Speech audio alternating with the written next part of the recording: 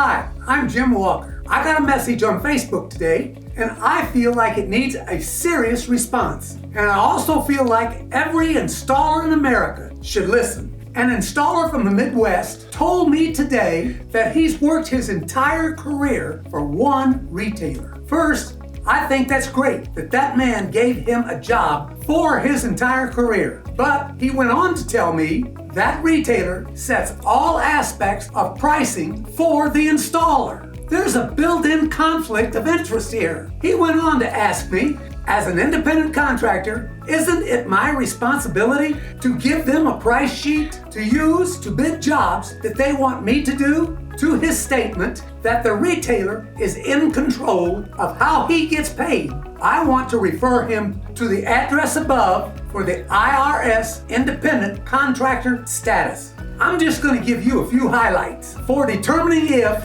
you are an employee or an independent contractor. By law, employers who tell workers when to work, how to work, are entitling them to more benefits and are classifying them as employees.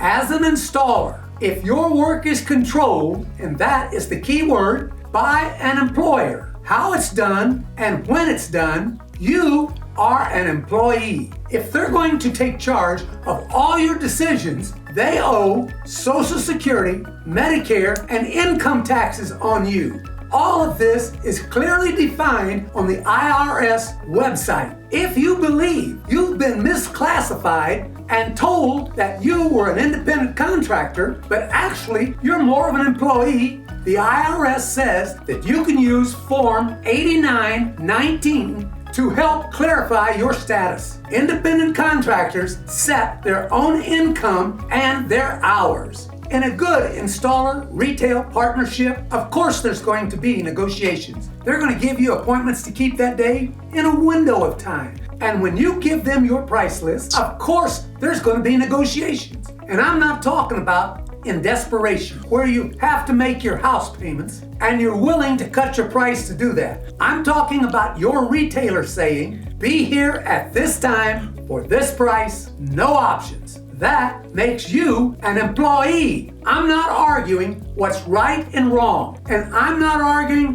what happens in the real world. I'm talking about the way the IRS sees it. The IRS doesn't care if you're a retailer or an installer. They'll come and take everything you have just the same. Again, I'm going to refer you back to this IRS form and to the IRS website, which will clarify your status. It's just the law, so that everyone understands. I believe in partnerships. I don't want to fight with retailers, and I don't want one installer taking advantage of another. I want everyone to have an equal seat at the table, and I want everyone to take money home to their wives and their children. I'm Jim Walker, and I believe in you.